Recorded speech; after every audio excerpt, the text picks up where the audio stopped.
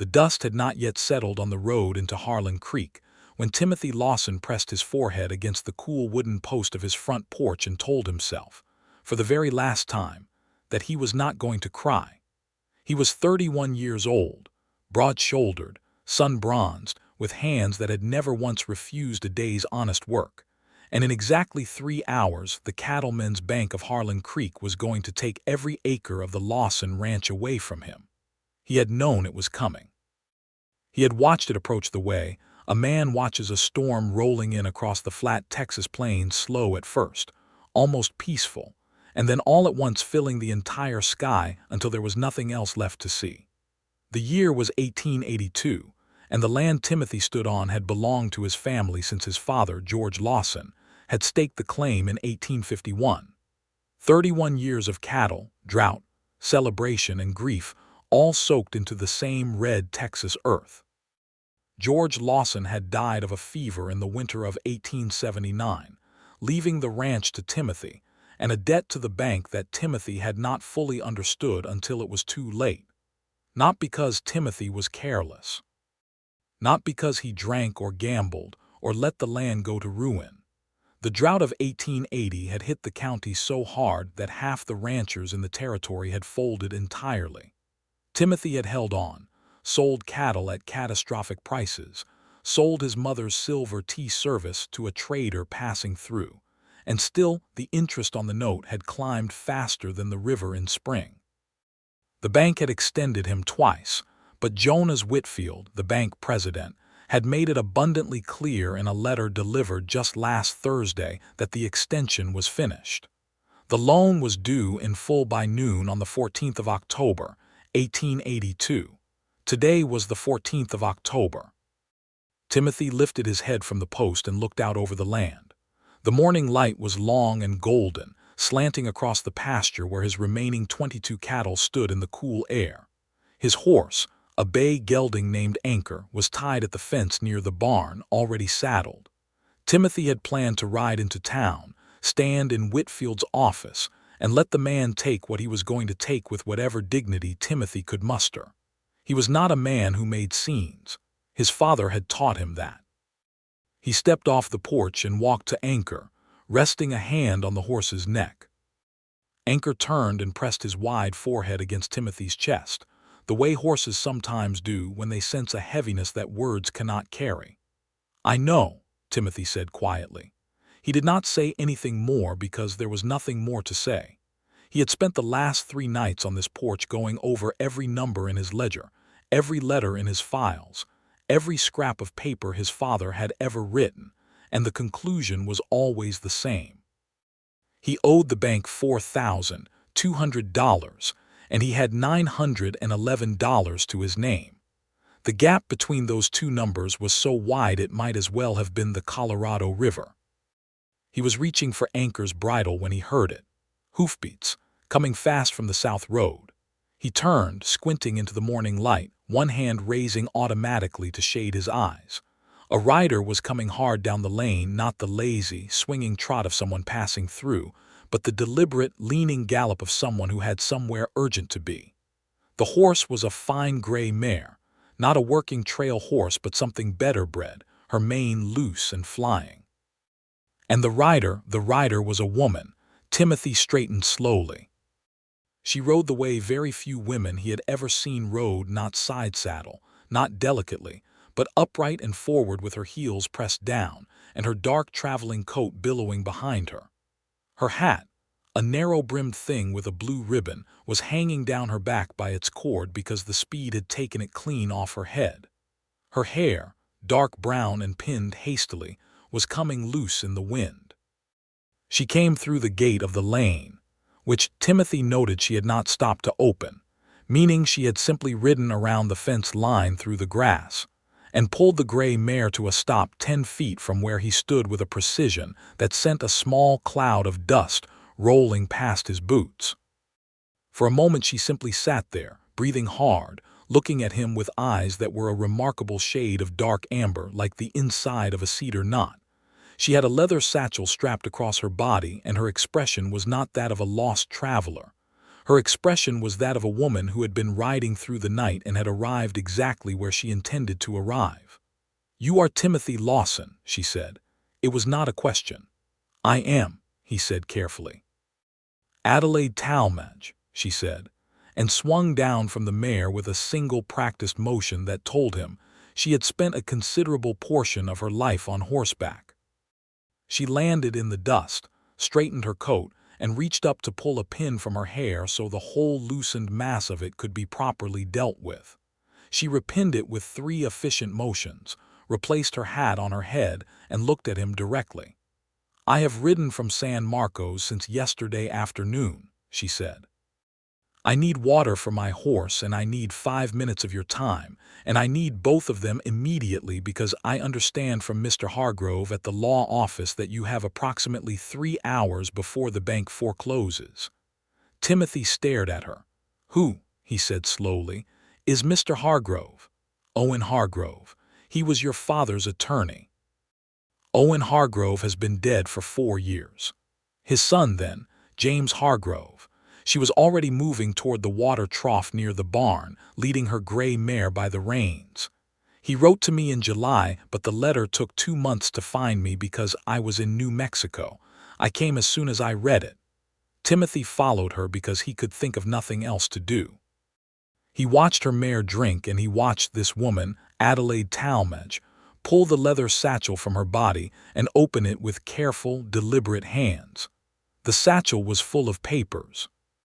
Folded documents, some of them yellowed, some newer, all of them organized with the kind of meticulous order that suggested she had been through them many times. "You knew my father?" Timothy asked. She looked up at him. There was something in her expression that shifted slightly, not sadness exactly, but the careful restraint of someone carrying a complicated history. "My father did," she said. "Edgar Talmadge. He and your father were partners for a time, before you were born, I believe. Your father helped my father establish his freight business out of San Antonio. In return, your father was granted a silent stake in the business." She pulled a document from the satchel and held it out to him. "This is the partnership agreement, dated April 1849, signed by George Lawson and Edgar Talmadge before a notary in Bixar County." Timothy took the paper. His hands were not entirely steady. The paper was real. He could feel the age of it, the slight brittleness at the folds. The notary seal was pressed into the bottom corner. His father's handwriting, that particular, slightly tilted script he would have known anywhere, was there on the signature line, clear as anything. "My father never mentioned this to me," he said.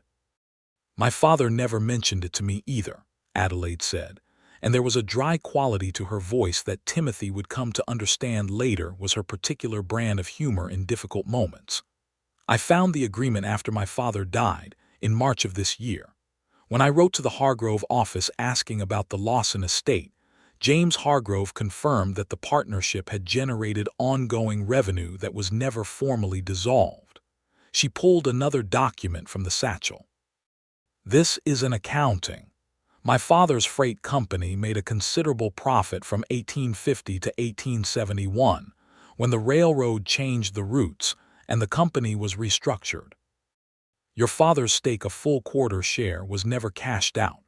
The accumulated value, with the interest that Talmadge Freight was legally obligated to hold in trust upon the company's restructuring, comes to $6,400.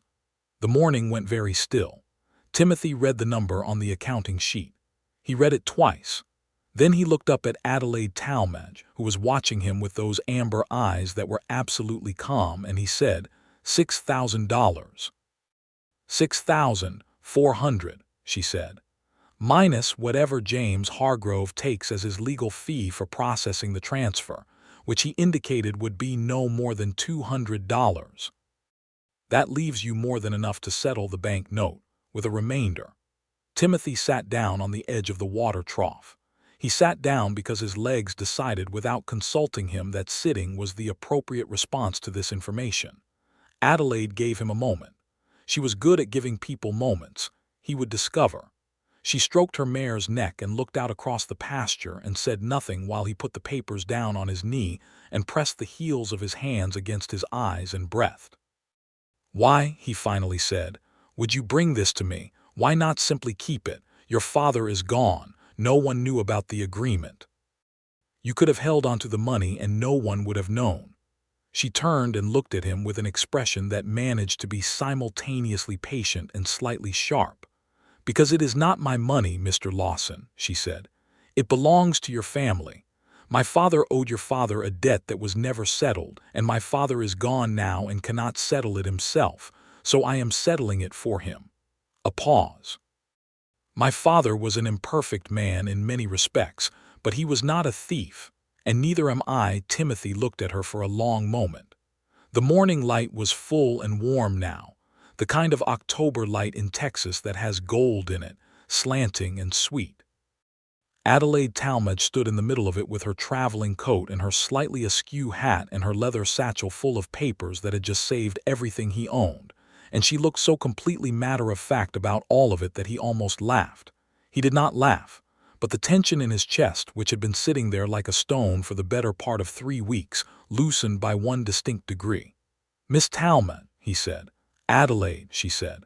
"Adelaide," he said. "I need to get to the bank by noon." "Yes," she said. "I know, I'll ride with you. James Hargrove is meeting us there to process the transfer." He stared at her. "You already arranged that." "I rode through town on my way here," she said simply. It seemed sensible. There was a second, very brief silence, and then Timothy Lawson stood up from the edge of the water trough and said, "Ma'am Adelaide, I don't know what to say to you." "You don't need to say anything," she said. "You need to saddle up and ride." He saddled up and rode. The road to Harlan Creek was 4 miles of packed red dirt lined with scrub oak and cedar, and they rode it at a brisk pace with the morning air still cool on their faces. Timothy kept stealing glances at Adelaide and then making himself stop, because staring was rude and she had done enough for him already without being subjected to a man gaping at her from horseback. She rode beautifully. There was no other word for it. She sat the gray mare with complete ease, one hand light on the reins, her posture natural, and relaxed in a way that only came from years of riding as a normal part of life rather than an occasional recreation. "You're from San Marcos?" he asked, because the silence had stretched long enough that conversation seemed appropriate. "Originally from San Antonio," she said. "I moved to San Marcos 3 years ago when I took a position at the county clerk's office. I handle property records and legal filings." A slight pause. "That is partly how I understood the paperwork quickly when I found the partnership agreement. I know what documents like that mean." "How old were you when your father established the freight company?" he asked, and then immediately wondered if that was too personal a question. "The company was established in 1848, she said evenly. "I was born in 1856, so I was not yet a presence in the situation." A hint of that dry quality again. "I'm 26, if that's what you're actually asking." "I wasn't," he started and then stopped because yes, that had been approximately what he was asking. "And you are 31, she said. "James Hargrove mentioned it." "James Hargrove told you my age." "James Hargrove told me a great many things about your situation," she said, without any particular apology in her tone. "I needed to understand what I was riding into. It seemed imprudent to spend 20 hours on horseback carrying $6,000 in documented claims without understanding who I was bringing them to." That was so entirely reasonable that Timothy could not argue with it. He found he did not particularly want to. "What did he tell you?" Timothy asked. "That you inherited the ranch at 28 after your father's death. That you managed it competently through difficult conditions. That the drought of 1880 was the primary cause of your financial difficulty and not any fault of your management. That you are unmarried and that you live alone on the ranch since your father passed." She glanced at him sideways. "He also told me that you are regarded as a fair and honest man in the county, which is the kind of thing that is good to know when you are riding out to meet someone alone." Timothy looked at her. "You rode out here alone." "I am aware," she said. "From San Marcos, through the night." "The moon was adequate," she said, in a tone that suggested she was not particularly interested in being told this had been dangerous. He pressed his lips together and looked forward at the road. He realized, somewhat in danger of admiring this woman at a velocity that was not entirely appropriate given that he had known her for approximately 15 minutes. Harlan Creek was a town of modest ambition. A main street of perhaps 12 buildings, a church at one end and a livery at the other, with the Cattlemen's Bank of Harlan Creek sitting squarely in the middle like a man who was very pleased with his own importance. It was a 2-story limestone building, newer than most of the others on the street, with tall windows and a brass plate beside the door that caught the morning sun. James Hargrove was waiting on the steps. He was a compact young man of perhaps 28 with wire-rimmed spectacles and a leather case under his arm, and when he saw Adelaide ride up, he descended the steps with a look of visible relief. "Miss Talmadge," he said, "you made it." "I made it," she confirmed, dismounting. James turned to Timothy and extended his hand. "Mr. Lawson, I apologize that I was not able to reach you directly in this matter. The complexities of the trust documentation required." "We can discuss the complexities later," Adelaide said, in a pleasant but firm tone. "Right now we have approximately 2.5 hours, and we need to go inside." Jonas Whitfield was not a villain in the storybook sense. He was a careful, thin-lipped man of 52 who ran a profitable bank and had very little patience for sentiment when it came to loan repayments. He looked at Timothy with an expression of prepared sympathy when they entered his office, the kind of expression that meant he had already written the outcome in his head and was ready to be gracious in victory. Then he looked at Adelaide Talmadge and at James Hargrove, and his expression changed. "Mr. Lawson," he said, "I was not expecting company." "Neither was I," Timothy said. Adelaide placed the satchel on Whitfield's desk, opened it, and began laying documents out with the efficiency of someone who had done this kind of thing many times. She explained the partnership agreement, the trust documentation from Talmadge Freight, and the legal obligation of the estate to remit Timothy's father's accumulated share. James Hargrove produced additional corroborating documents from his own leather case. Between the two of them they built a case that was so organized, so thoroughly documented, that Whitfield had very little room to maneuver. He tried, briefly. He questioned the provenance of the partnership agreement. He suggested that the notation of interest owed might not be legally enforceable across state lines, given that the business had been restructured. He said he would need time to have his own attorney review the documents. Adelaide looked at him across the desk with those amber eyes and said, quietly, "Mr. Whitfield, I have been a clerk in the Hayes County Property Office for 3 years. I have processed several hundred property and business filings. I know what these documents are, and I know they are valid. If you would like to have your attorney review them, you are entitled to that, but the loan payment is not due until noon, which gives you 2 hours, and if you choose to proceed with foreclosure on a property to which the owner has presented clear documented means of payment, I imagine the circuit judge in Austin would find that a very interesting case to review."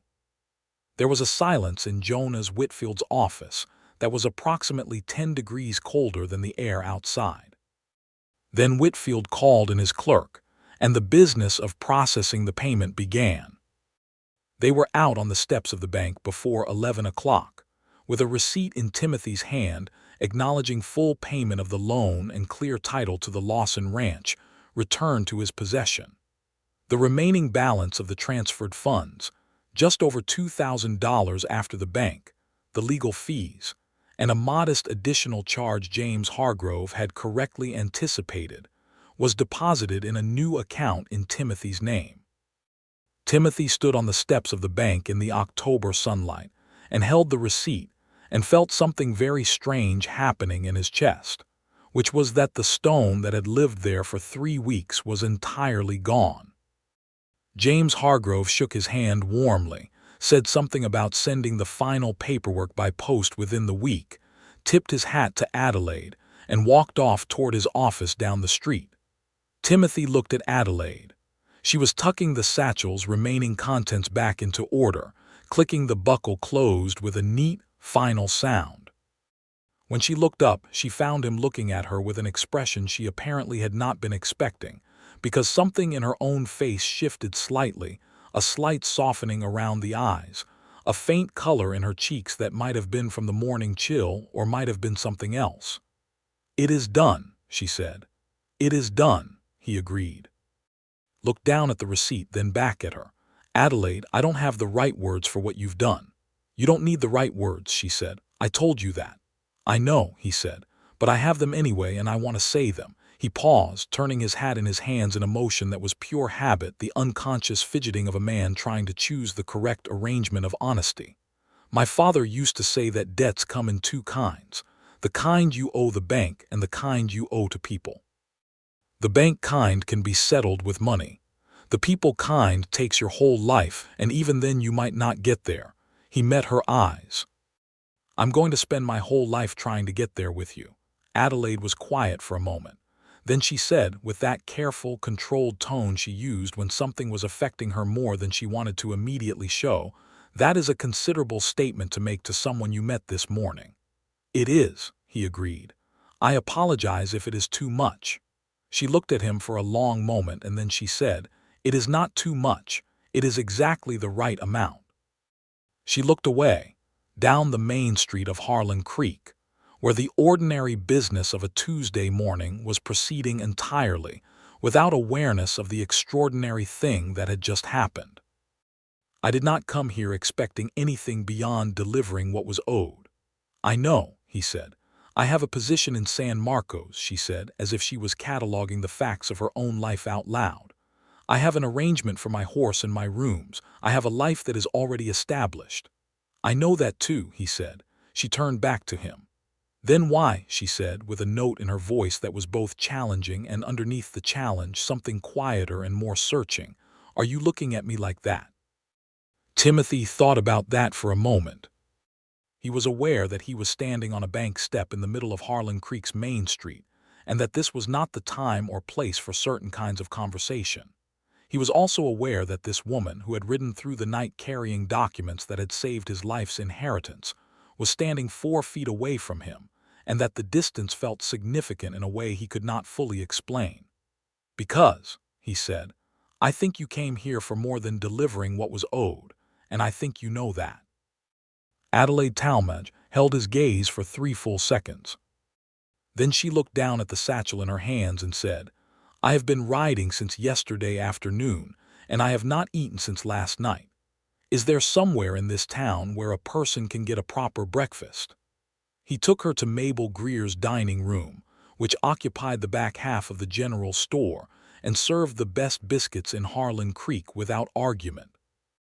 They sat across from each other at a small table near the window, and Mabel, who was a large-hearted woman with bright eyes and the fastest coffee pot in the county, poured for both of them, and said nothing about the fact that she had never seen Timothy Lawson come in for breakfast with company before, though her eyes said quite a lot. Adelaide ate with the honest appetite of someone who had genuinely been traveling since the previous afternoon. She worked through 2 biscuits and a plate of eggs and did not apologize for any of it, which Timothy found unexpectedly charming. "Tell me about the ranch," she said, between biscuits. And so he did. He told her about the Lawson ranch the way a man tells a story he has carried so long it has become part of his own bones. The 320 acres along the creek. The cattle operation his father had built from 6 head in 1851 to 140 at its height, the way the drought had taken it down to 22. He told her about the barn he had rebuilt after a lightning strike in 1881, about the kitchen garden that his father had planted, and that Timothy kept going more out of stubbornness than practicality. He told her about Anchor, the bay gelding who had been with him since he was 24, and who was the best horse he had ever owned. She listened the way good listeners listen, not waiting for her turn to speak, but actually following the thread of what he was saying, asking questions at the right moments. What breed were the cattle? Had he considered a second well given the creek's unreliability in drought years? What was the soil composition on the south pasture? You know about ranching, he said, not as a test but as a genuine observation. My father dealt in freight, but before that, when I was small, we had a small property outside San Antonio, she said. I grew up close to the land. I know what it costs and what it gives back. She paused, looking out the window at the street. When my father's business grew, we moved into the city. I missed it. The land, I missed having something under my feet that was actually earth. Is that why you work with land records? He asked. She considered this. Partly, she said, and partly because someone has to do it honestly and I am good at it. A pause. The land records work is important. People lose things when the records are wrong. People lose homes and farms, and she gestured, a brief movement of her hand. Everything. The way you almost did this morning. Though in your case the records were right and the complication was elsewhere. The complication was that my father never told me about a $6,000 stake, Timothy said. Fathers are sometimes mysterious about money, Adelaide said, with a wry quality that told him there was more story there about her own father that she was not yet ready to tell. He did not press it. He had the sense already that Adelaide Talmadge was a woman who gave you things in her own time, and that the correct response was patience, not excavation. They finished breakfast and Timothy paid over her protest, and they walked out into the October morning, which had warmed now into something gentle and clear. The sky, that particular deep Texas blue that only came in October when the heat had finally broken. "Where are you staying?" he asked. "I had not entirely planned that far," she admitted, and for the first time he caught a glimpse of something behind the composure, the reality that she had ridden through the night on a mission she was not even certain would arrive in time, and that the practical details beyond the arrival had simply not been first in her mind. "There's a boarding house at the end of the street," he said. "Mrs. Calloway, she is decent and her rooms are clean." "That will do," Adelaide said. He walked her there and carried her saddlebags because her gray mare had been taken to the livery and the bags unstrapped. Mrs. Calloway, who was approximately 60 years old and had the observational instincts of a hawk, opened the door, looked at Adelaide, looked at Timothy, looked at the saddlebags in his arms, and said nothing except to name a fair rate for the room and ask if the lady took her tea with milk. Adelaide took a room. Timothy stood on the boarding house porch with his hat in his hands and said, "I would like to take you to supper, if you're willing. I know you need to rest." "I need 4 hours," she said. "Then yes, I'd like that."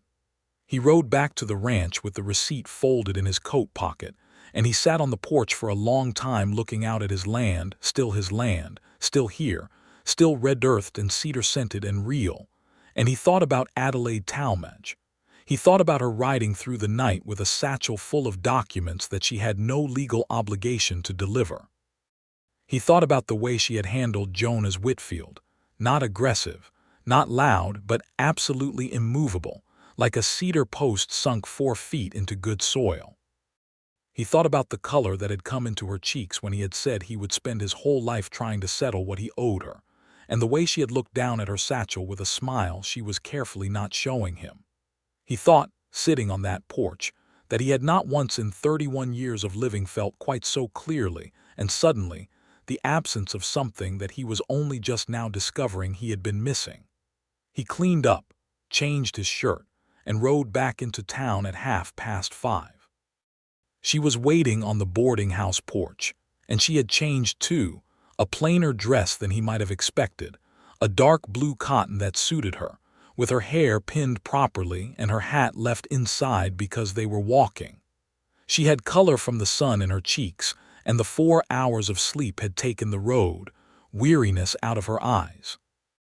They went to the hotel dining room, which was the best supper option in Harlan Creek, and they sat across from each other again, and this time the conversation had nowhere it needed to be except where they wanted to take it.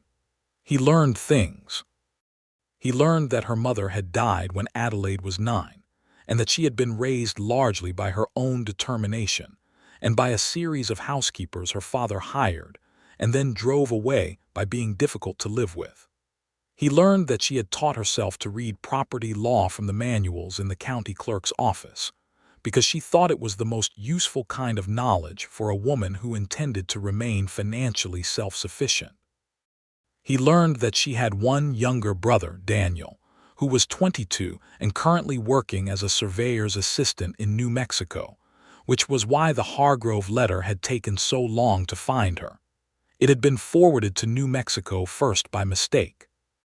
He learned that she liked horses better than most people, that she had strong opinions about the ethics of land speculation, and the way the banking system was being used to strip smaller ranchers of their claims, and that she had a weakness for apple pie that she acknowledged with absolutely no embarrassment.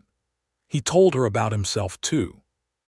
About growing up on the ranch as an only child, about riding with his father through the summer pastures counting cattle as a boy, about the way the drought had felt like a personal failure even though he knew intellectually it was nothing of the kind, about the loneliness of 3 years running the operation alone, of evenings on the porch with no one to talk to except Anchor.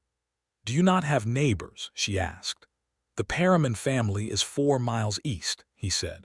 "Good people. The Garza family is south of me about 6 miles. Good people too." A pause. "But neighbors are neighbors. It is not the same as having someone of your own."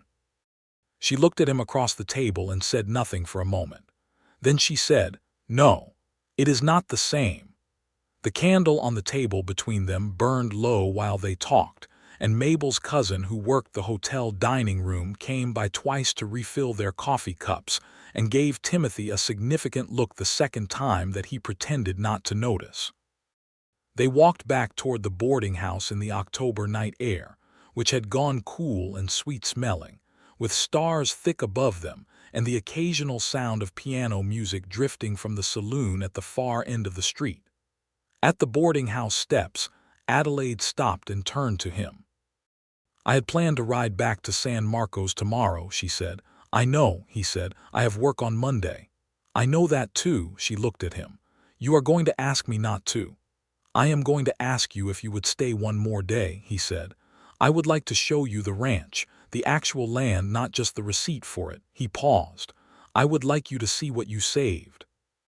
She was quiet for a moment, the way she was quiet when she was thinking something through honestly rather than just feeling her way to an answer. He had already, in less than a full day, come to recognize that particular quality of her silence. "One more day," she said. "Yes, I'd like that." The following morning was cool and bright, a perfect Texas October morning, and Timothy rode to town early to collect her.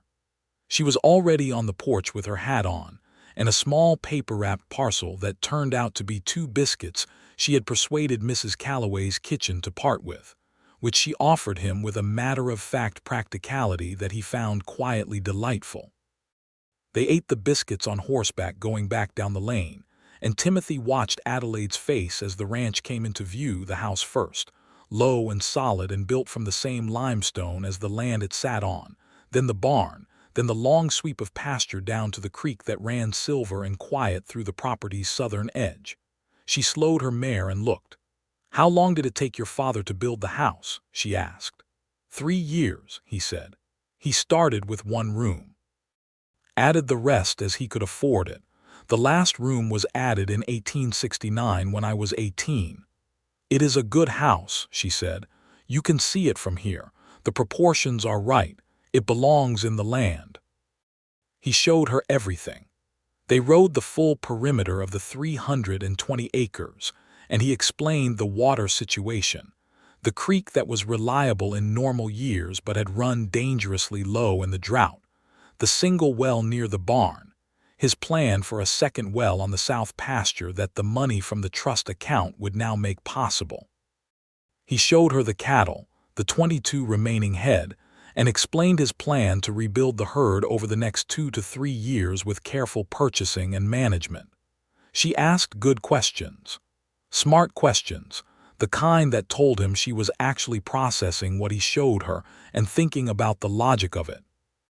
At one point she pointed out that the southern pasture, which he used primarily for grazing, had soil that looked good for winter feed crops if he wanted to reduce his dependency on purchasing hay during dry years. And she was right, and he told her so. They stopped at the creek at midday and let the horses drink, and they sat on the bank in the October sun and talked the way people talk when they have stopped performing for each other and are simply present in the same moment. "Your father and my father," she said at one point, looking at the water. "They must have been quite close to make a partnership agreement like that." "My father never spoke of a man named Edgar Talmadge," Timothy said. "Not once that I can recall. I don't know what that means." "My father did speak of Texas," she said slowly. "When I was young, he used to say that there was a man in Texas he owed everything to and that one day he would settle it." A pause. "I thought it was just something father said. I did not know until I found the papers that he meant it literally." "And yet he never settled it," Timothy said.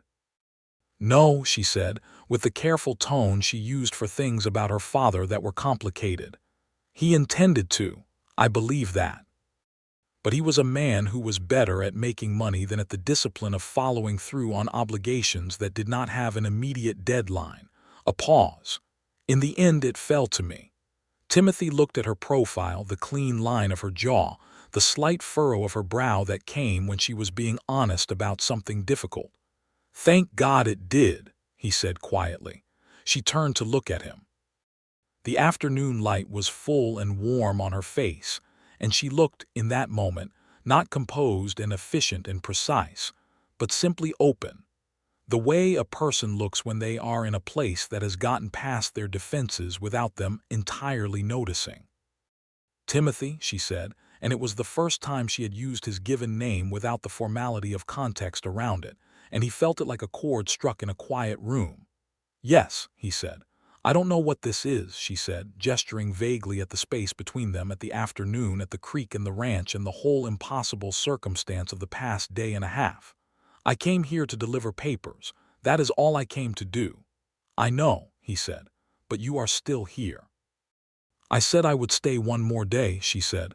"You did," he said, "and I am grateful for it." He paused. "Adelaide, I have never in my life asked a woman something like what I'm about to ask, and if it is too soon and too much then tell me and I will understand, but I need to ask it because I have never been good at leaving things unsaid."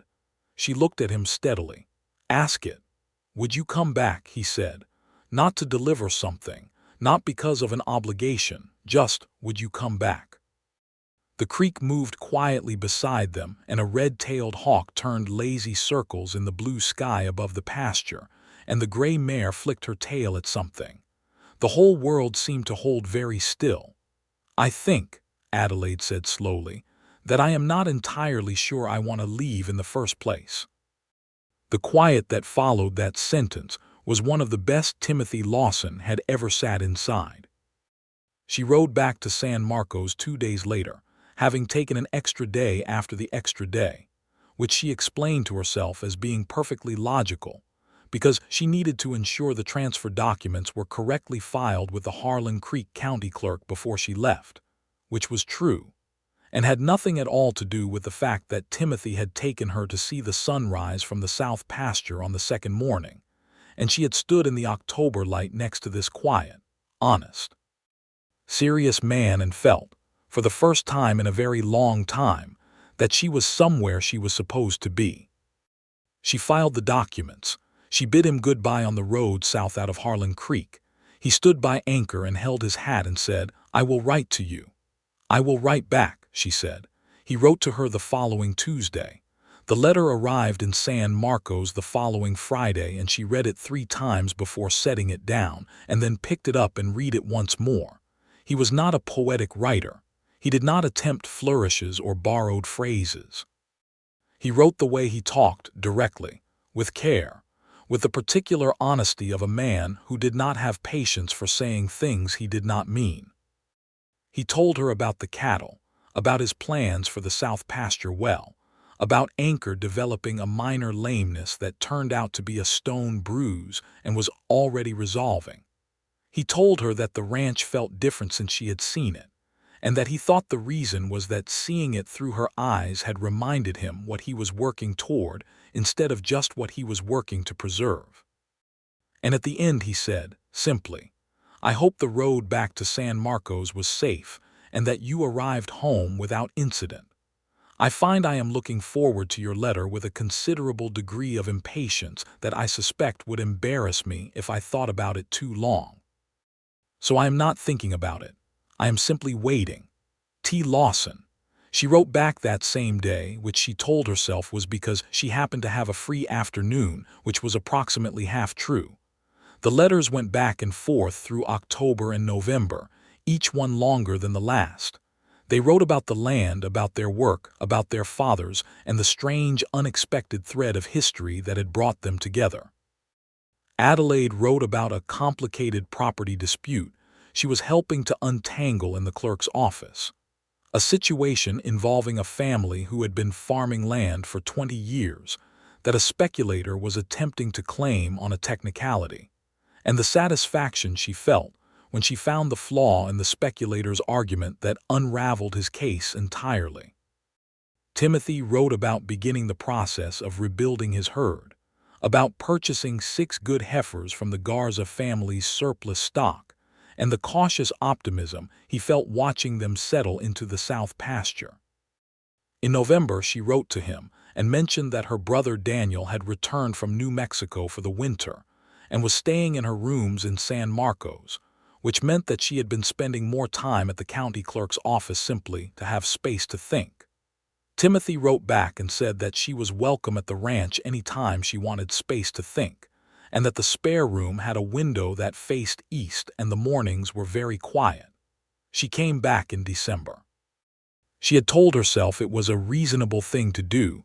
The drive from San Marcos to Harlan Creek was not so far. She had the Christmas week off from the clerk's office. Daniel had gone to spend the holiday with a friend's family in Austin, and so she was not needed in San Marcos. It was entirely sensible.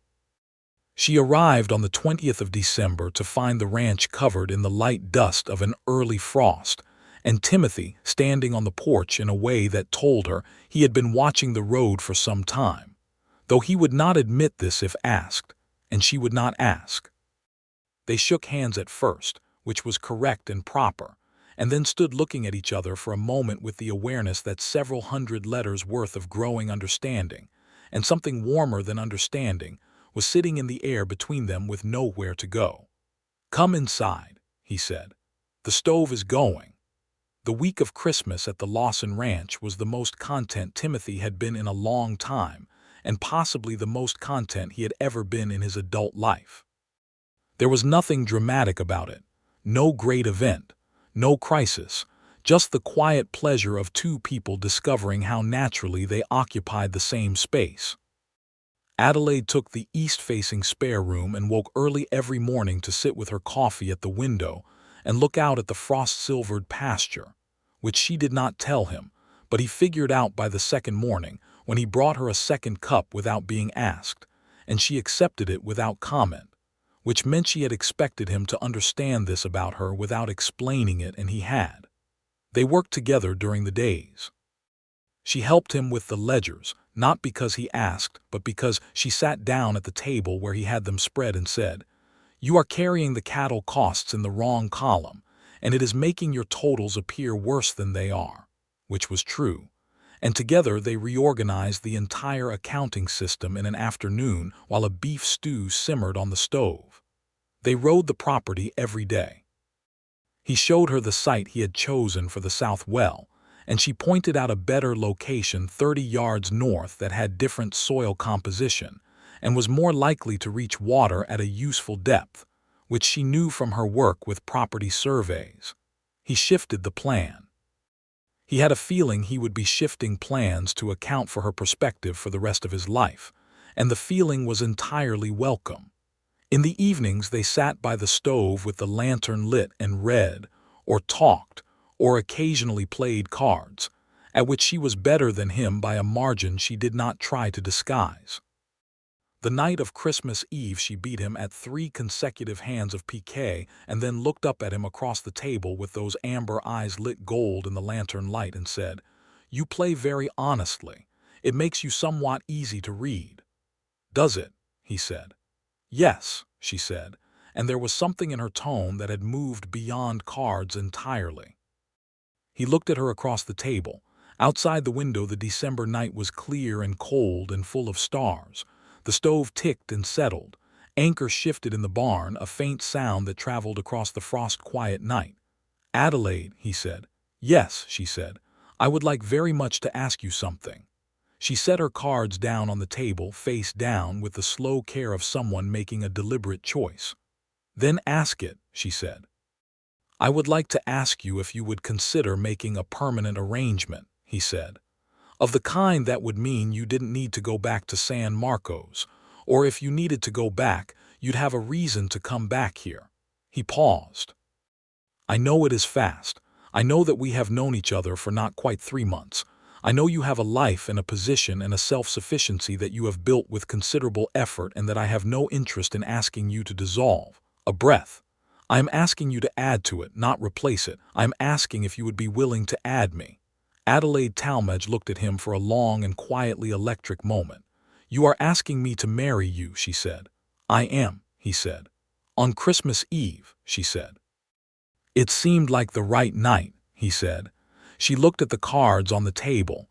She looked at the stove. She looked out the window at the December stars over the Texas plains. She looked at Timothy Lawson, who was sitting across the table from her with his hands folded, and his expression open and entirely honest. The same expression he had worn on the bank steps when he had told her he would spend his whole life trying to settle what he owed her, except that now it was more than gratitude and they both knew it. "Yes," she said, "I am willing." He reached across the table and took her hand, which was warm from the card game, and held it carefully, the way you hold something you understand the value of. "Good," he said, and his voice was not entirely steady, which she noted with the private warmth of a woman who is glad to discover that serious and composed men can be affected by things that matter. They were married in February of 1883, in the Harlan Creek Methodist Church on a cold, bright morning, with James Hargrove serving as witness and Mabel Greer providing enough food for the entire town, which she delivered to the church hall on the morning of the wedding in a wagon, and refused to accept payment for because, as she told Timothy, she was not going to let the man who had finally stopped eating breakfast alone in her dining room pay for his own wedding food. The Garza family came, and the Perrimans, and Mrs. Calloway from the boarding house, and a dozen other people from the county who had known Timothy or who had simply heard the story. A story that had made its way through Harlan Creek with the particular speed of a story that people find satisfying, the kind where someone arrives in the nick of time with something that changes everything.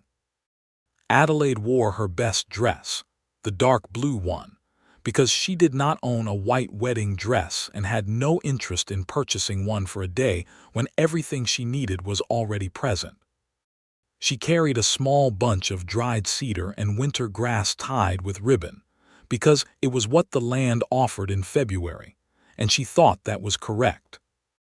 Timothy wore his best coat, and the look on his face when she walked down the aisle was one that several people in the church would mention to each other later, because it was not the generic look of a happy groom, but something more specific, the look of a man who knows exactly how close he came to losing something he did not know he was going to have, and who is profoundly aware of the fact.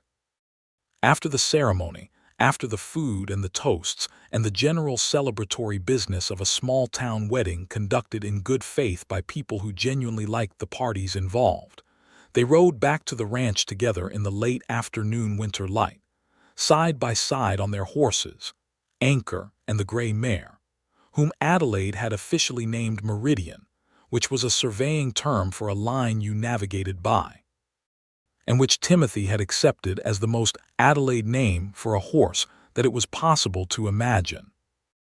They came through the gate of the ranch lane, and Adelaide looked at the house with the stove smoke rising from the chimney and the limestone walls gold in the late light, and said, simply, "Home."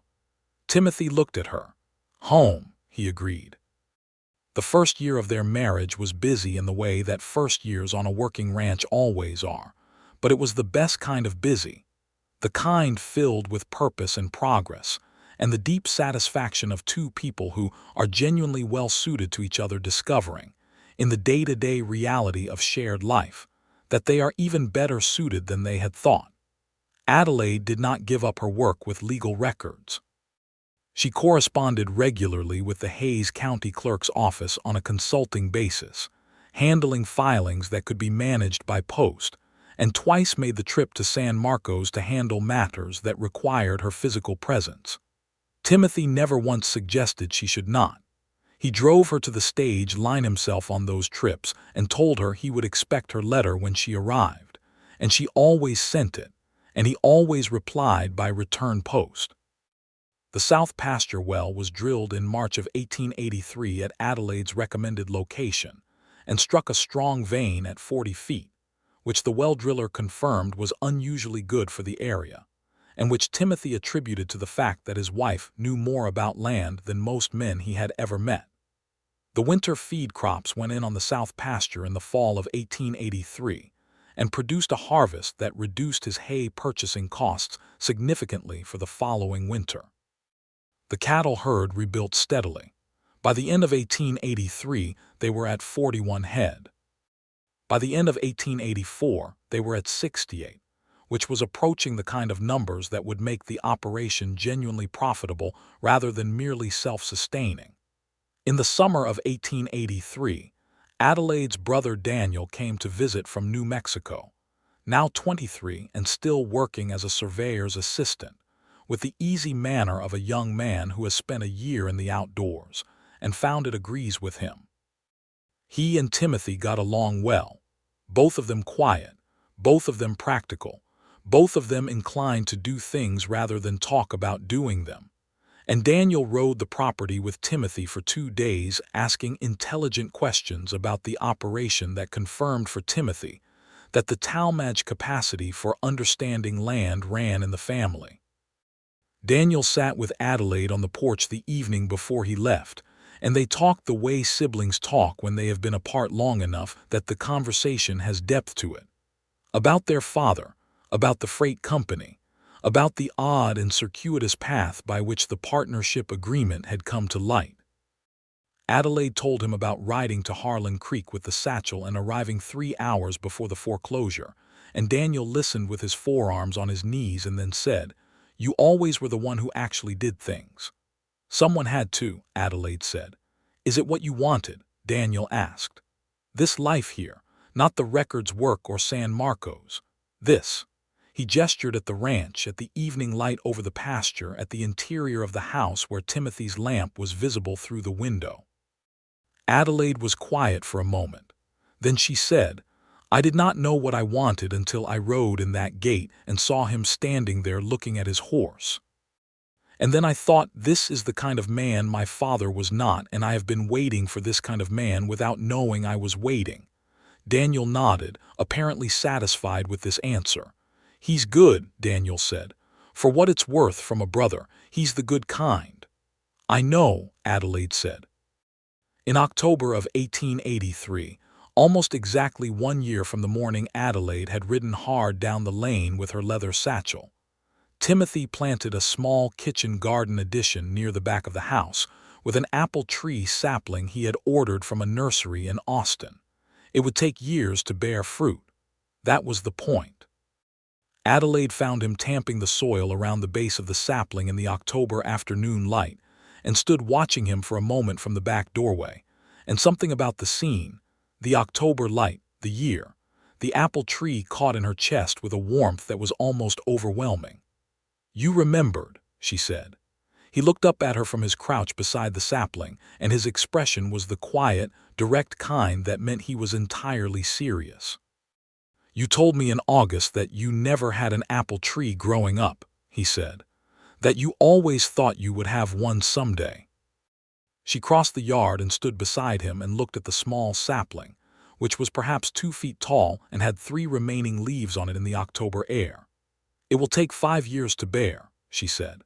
"I am aware," he said. She reached down and put her hand on his shoulder, and he reached up and covered her hand with his.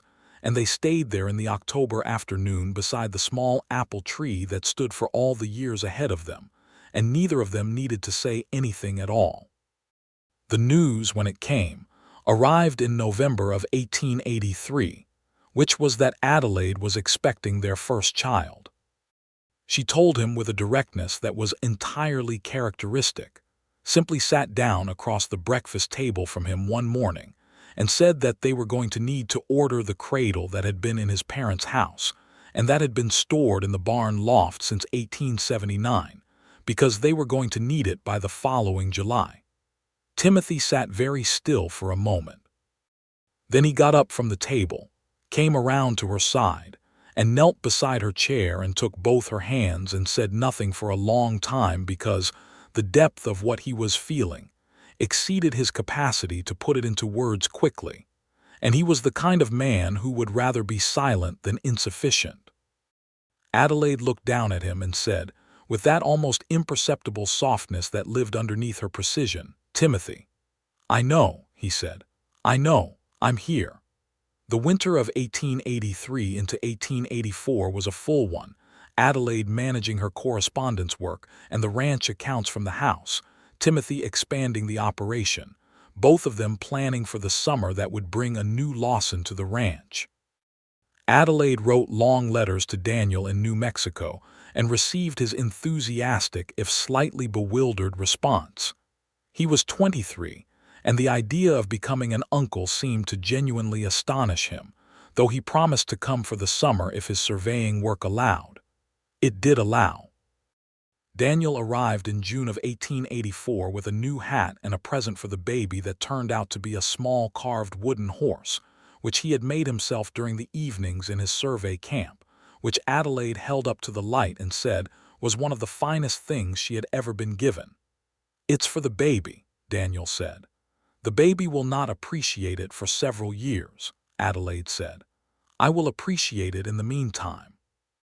Their son arrived on the 14th of July, 1884, in the full heat of a Texas summer, delivered by the midwife Mrs. Esperanza Garza, who had attended more births in that county than anyone else, and who had the particular serenity of a person who has seen everything and is undisturbed by any of it. Timothy stayed close throughout, pacing the porch with a focus that Esperanza assured him was not helping but which he could not stop. And when it was over and Esperanza brought him into the room, and Adelaide held up a red-faced, indignant, magnificently loud baby boy, Timothy sat on the edge of the bed and looked at his son, and then at his wife, and said something that was not quite a word and not quite a sound but communicated everything he meant with complete accuracy. They named him George, for Timothy's father, with the middle name Edgar for Adelaide's. George Edgar Lawson arrived in the world on a hot July morning in 1884 and immediately established that he had opinions about this. Daniel held his nephew for exactly 45 seconds before the baby expressed a strong opinion about the transfer, and Daniel returned him to Adelaide with the look of a man who respects competence in others and recognizes when he is not possessing it. The years that followed were full ones, full in the best sense, in the way that a thing is full when it contains what it was meant to contain. The ranch grew. By 1886, the Lawson herd was at 90 head, and the operation was solidly profitable for the first time in years. Timothy hired a ranch hand, a young man named Cephas Jones who was 17, worked hard, and turned out to have a natural gift with horses that made him invaluable from almost the first week. Adelaide's consulting work with land records had by this point expanded significantly. She had become known in 3 counties as someone who could unravel complicated property disputes with clarity and precision, and she had assisted several families, including one Cherokee family south of the county, who had been farming land for 30 years that a speculator was attempting to claim through falsified title records, in securing their rightful claims. The Cherokee case had been a difficult one, because the machinery of the courts in 1885 was not designed with fairness to native peoples as a priority, But Adelaide had found the original grant documentation and cross-referenced it with the Federal Land Office records in a way that made the speculator's claim completely untenable. And the family had kept their farm, and Adelaide had considered it among the most important things she had ever done. She told Timothy about it on the evening the case was resolved, sitting on the porch in the fall air with George, now 14 months old and in the process of insisting on walking everywhere while holding one adult finger, doing his unsteady circuits between the porch rail and Adelaide's knee. Timothy had listened to the whole story and then said, "Your father's debt to mine is long settled, you know. What you do now is your own." Adelaide looked at him. "What do you mean?" "I mean you are not doing this work because of a partnership agreement from 1849, he said. "You are doing it because you are the kind of person who does it. That's yours, not his, not mine." A pause. "I just want you to know I see that." She looked at him for a long moment with those amber eyes, and then she picked up George, who had arrived at her knee and was requesting elevation, and she settled the boy on her hip and leaned over and kissed Timothy on the cheek and said, "You are a very good man, Timothy Lawson." "I had good people show me how," he said, and looked at George, who grabbed his father's ear with the cheerful confidence of a 14-month-old who has never had reason to distrust the world. Their second child, a daughter they named Marguerite Maggie in practice, from approximately the third day, arrived in the spring of 1887. Smaller and quieter than George had been at arrival, but with eyes that were already Adelaide's amber and an expression, Timothy said, of someone who has looked at the situation and decided she is going to be fine. She was. George and Maggie grew up in the way of ranch children, closely acquainted with the land, not afraid of work, educated by the traveling schoolteacher who came to the county twice a year, and by Adelaide's insistence on reading, and by Timothy's patient explanations of every practical thing the ranch required. George showed an early interest in the cattle operation and followed Timothy through the pastures with a focus that made Cephas Jones, the ranch hand, say that the boy had cattle sense in his blood. Maggie was, by age 4, already trying to read the property ledgers over Adelaide's shoulder, which Adelaide found so entirely characteristic of a daughter with her own parentage that she simply moved her chair so Maggie could see better. In the summer of 1888, Daniel Talmadge came back, not for a visit this time but for good. He had finished his surveying work in New Mexico and had secured a position with the county surveyor's office in a town 30 miles north of Harlan Creek, which put him close enough to have Sunday dinners at the ranch with the frequency that became, within 6 months, simply what Sundays were. He arrived the first Sunday with his surveying equipment in the back of his wagon and an expression of considerable relief at being somewhere he recognized. And George, who was 4 years old, attached himself to Uncle Daniel's side with the completeness of a child who has identified someone interesting. Adelaide watched her brother swing her son up onto his shoulders in the yard and looked at Timothy, who was standing beside her at the fence. "He's going to spoil him," she said. "Entirely," Timothy agreed. "I'm glad he's here," she said.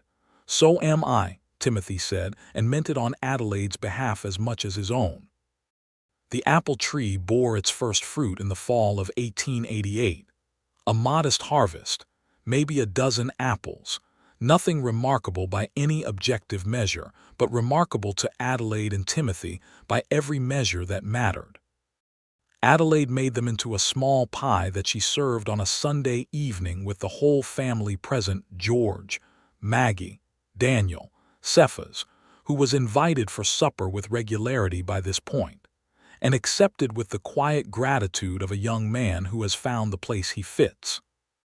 Timothy ate his piece of apple pie and looked around the table at George arguing with his uncle about something to do with a frog, at Maggie methodically eating around the crust first in a pattern that was entirely her own, at Daniel laughing, at Cephas looking comfortable and settled, and at Adelaide, who was watching all of it with the expression she wore when she was happiest, which was an expression of such quiet completeness that it was its own kind of brightness.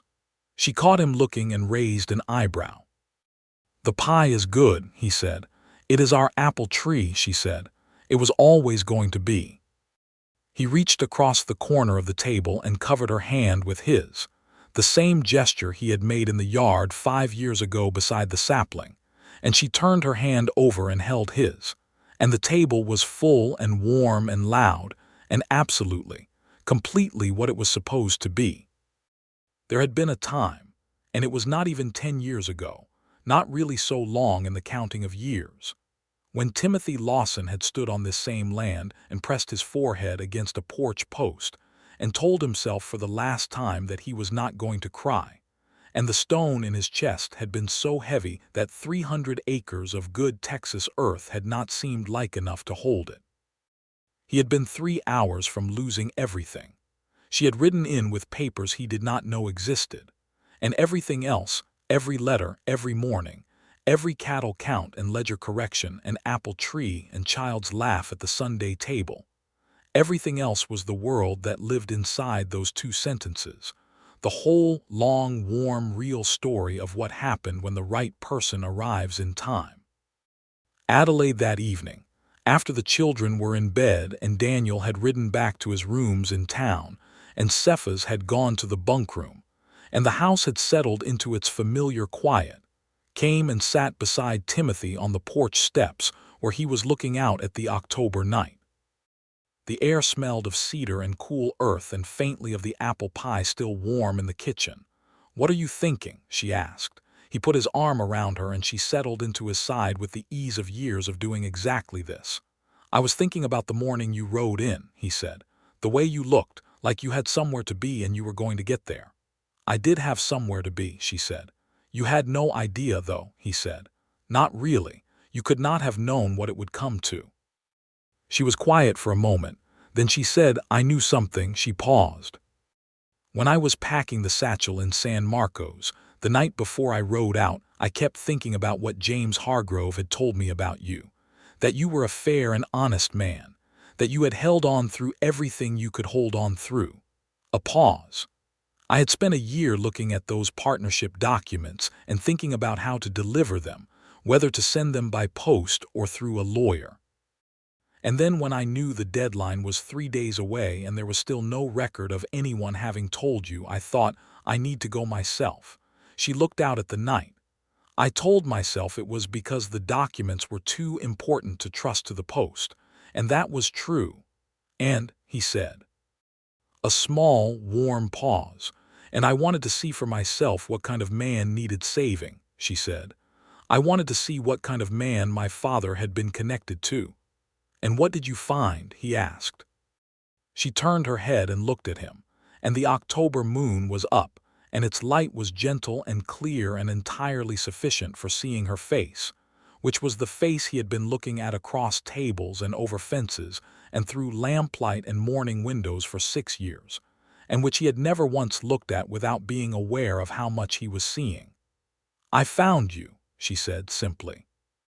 He kissed her, there on the porch steps in the October night, with the land quiet around them and the cattle settled in the south pasture, and the apple tree resting in the yard with whatever fruit it had not yet given, and the whole of the Lawson ranch, 320 acres of red Texas earth that had almost been lost, and instead had become the ground on which everything that mattered had been built, extending in every direction around them under the wide, star-filled Texas sky. In the years that followed, the ranch continued to grow, and the family with it. Timothy and Adelaide were known in Harlan Creek and across several counties as a couple who was, as Mabel Greer once told a newcomer to town, quite simply the real thing, meaning that whatever they had was not a performance or a convenience but the genuine article, visible in the way they talked to each other and listened and disagreed on practical matters, and agreed on the ones that counted. Adelaide's work with property records eventually led to her being appointed as the first formal property arbitrator for the county, a newly created position in 1890 that acknowledged the reality that she had already been performing the function informally for years. It was not a grand title, and it was not a large salary, but it was the correct acknowledgement. And when the county judge signed the appointment letter, he said he hoped she understood she was being given the work and not merely the title. And Adelaide said she was entirely aware of the difference, and that was precisely why she was accepting. Timothy expanded the cattle operation to 120 head by 1892, took on a second ranch hand alongside Cephas, and began leasing a section of the adjoining property from the Perriman family. Old Elias Perriman had died in 1889 without heirs, and his son, who had gone east and wanted nothing to do with Texas, was glad of the lease income. The additional grazing land made the operation one of the more solid mid-sized ranches in the county. George, at 10 years old, had opinions about cattle that Timothy took seriously and incorporated into planning with no embarrassment about consulting a child, because George's instincts were genuine and Timothy had always believed in using good judgment wherever it presented itself, regardless of its age. Maggie, at 5, had determined that she wanted to know how to ride as well as her mother, which Adelaide considered a fine ambition, and began teaching her in the near pasture on Saturday mornings, starting with the basics: how to ask the horse, how to listen for what the horse was asking back, how to sit in the saddle like the ground is a partner rather than an obstacle. Daniel, in his surveying work, had by 1890 met a woman named Clara, who was the daughter of a Mexican land-grant family south of the county, clear-eyed and capable, and with a laugh that Daniel described as the best sound he had ever heard, which Adelaide received with considerable sisterly satisfaction. They married in 1891, and Daniel's Sunday dinners at the ranch expanded accordingly, and Clara proved to have opinions about food preparation that significantly elevated the quality of the ranch kitchen's output on the occasions she was involved in it. On the evening of the 10th anniversary of Adelaide's arrival at the Lawson Ranch, the 14th of October, 1892, Timothy brought her out to the front porch where he had set 2 chairs facing the lane, the same lane she had come galloping down with her hat blown off her head and her satchel across her body and the morning light in her face. She sat in the chair he offered and looked down the lane and said, "You remembered the date." "I was unlikely to forget it," he said. George was inside reading to Maggie, which was a Sunday evening tradition that had established itself without planning and which both children defended with ferocity. The house behind them was warm with lamplight and the sound of a 7-year-old girl asking her brother to do the voice differently. 10 years, Adelaide said. 10 years, Timothy said. "We were strangers," she said. "For about an hour," he said. "After that I am not sure stranger is the right word." She smiled. It was the kind of smile that had no performance in it, the smile that only came on this porch in this light with this man. "I have been thinking," she said, "about the fact that this is the most consequential road I have ever ridden down." "This lane," he said. "This lane," she confirmed. She looked at it: 400 yards of packed red dirt lined with cedar and scrub oak, leading through a gate to a limestone house with a smoking chimney and an apple tree in the yard and 2 children doing voices at each other indoors. "I could have sent the documents by post," she said, "or through a lawyer." "You have said that before," he said. "I know," she said. "I keep examining it, the decision to come myself instead." And, he said, she looked at the lane for another moment, then she looked at him. "And I think some decisions are not fully explicable," she said. "I think I made it because something in me knew it needed to be made that way, and I think that is all the explanation there is." He reached over and took her hand and held it, and they sat on the porch in the October evening while the light went out of the sky in long horizontal ribbons of gold and rose, and the first stars appeared above the cedar line. And from inside the house came the sound of George doing a voice that made Maggie shriek with laughter, and then demand he do it again. The land was quiet. The cattle were in. The apple tree stood in the yard with the last of the season's fruit still on its branches, a few late apples catching the last of the light. Anchor was in the barn, 20 years old now and slightly slower but still sound, still turning his forehead to Timothy's chest on mornings when the weight of things needed somewhere to rest, which was less often now, much less often. Because the weight had been distributed properly, the way weight should be distributed, across two people who had chosen each other with their whole honest selves. Timothy Lawson looked at his wife and at his land, and at the evening sky over the Texas plains, and thought about how close he had come, 10 years ago on a morning very like this one, to none of it existing. 3 hours. 3 hours between everything he was and the loss of all of it. And then the sound of hoofbeats on the lane, fast, purposeful, the hoofbeats of someone who has somewhere important to be, and a woman on a gray mare with her hat blown off her head and a satchel full of everything that mattered riding toward him out of the morning light. "Adelaide," he said. "Yes," she said. "Thank you for riding in." She looked at him with those amber eyes that were the same eyes they had always been, direct and clear, and carrying everything she meant without requiring embellishment. "Thank you," she said, "for being worth riding to." The stars were fully out now, thick and brilliant overhead, the way Texas stars are in October when the air is cool and clear and the land is at rest. Inside, George had moved on to a different story, and Maggie had gone quiet in the way that meant she was nearly asleep, still trying to stay awake for the ending. The lamp in the window cast a warm yellow square of light onto the porch boards.